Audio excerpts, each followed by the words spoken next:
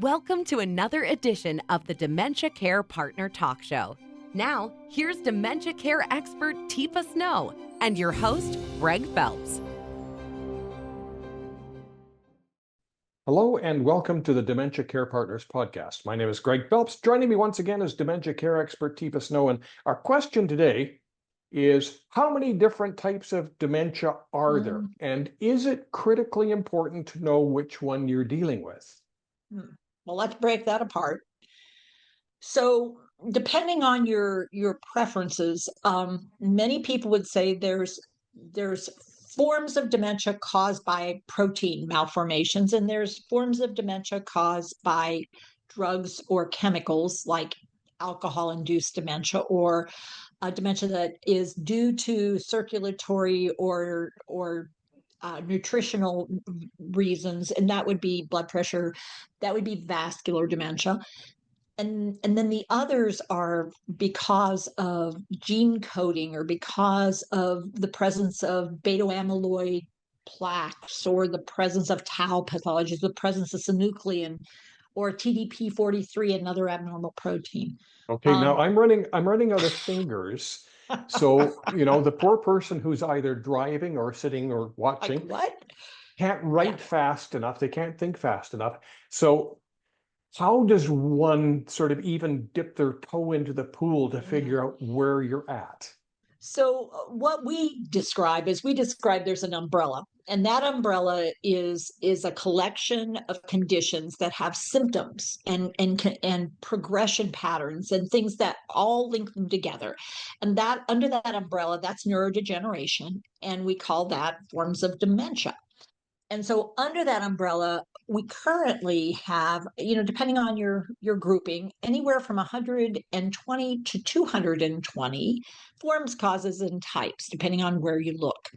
So we were having some problems. And so our crew put together sort of a list of what we could determine and where we got the information of all these different dementias.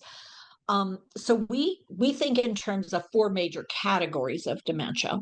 I mean, that's what we do. We talk about categories.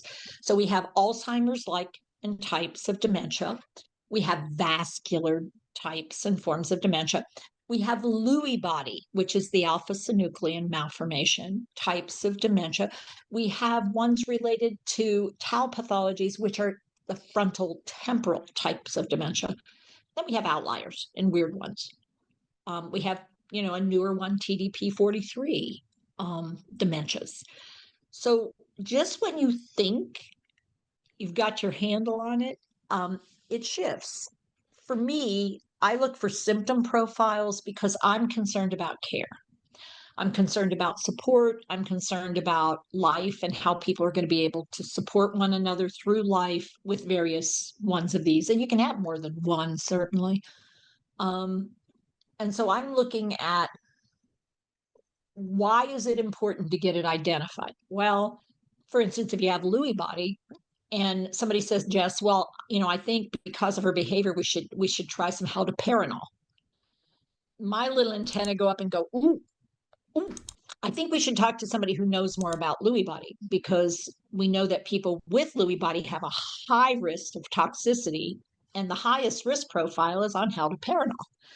And yet haloperidol is one of those very first, let's try this drug when somebody has a behavioral disturbance, quote unquote, and you're trying to get it under control quickly to get someone to a place where they can receive support and care, let's say, an emergency.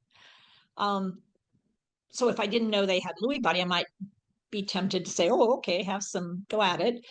And the person can develop an irreparable damage to the nervous system where they no longer can find upright, where they can't swallow well, or they can't move well, and they may develop a tardive dyskinesia, and it can happen first dose or later.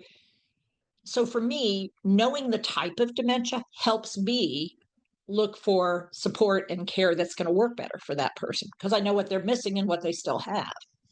Speaking of that, I hope that we haven't caused anybody to drive into the ditch or, because sometimes we overcomplicate things, even in our discussions here, and you know what you're talking about more so than I.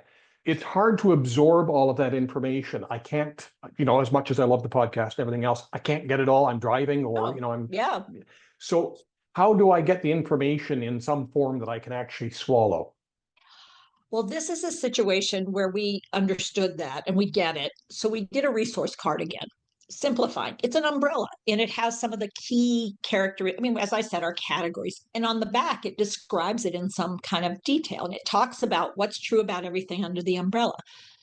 We also have this information in some of our other articles that we've done. We talk about them. We've done webinars on the different dementias.